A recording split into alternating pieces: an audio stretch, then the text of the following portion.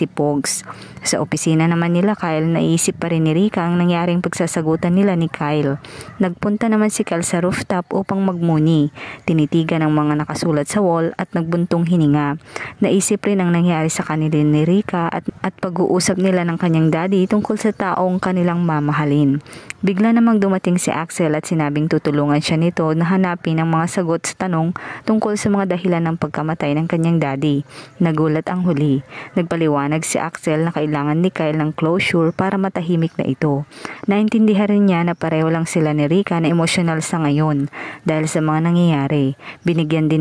Binigyan din niya si Kyle ng advice na dapat labas ang issue ng mga tatay nila sa relasyon nila. Natuwa naman si Kyle sa tinuring ni Axel. Dumating naman si Brax at Bea sa party.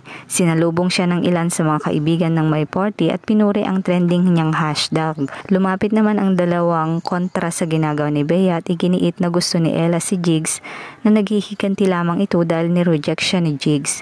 Pinahinto naman ni Brax si Jen dahil nagpunta sila sa party upang magsaya. Binanata naman siya ni Bea na gawa-gawa lamang ito ni Jen. Nagkasagutan silang dalawa. Pinilit naman ng mga kaibigan nila na paghiwalayin ang dalawa upang di na lumala. Sa kabilang dako naman, pinahinto ni Audrey ang kaibigan na wag na nitong ituloy ang pag-post ng mga photos ni Carla sa social media.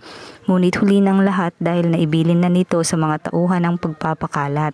Samantala, dali-dali namang pinakita ni Aling Rialin kay Kakay ang post sa kanyang Facebook.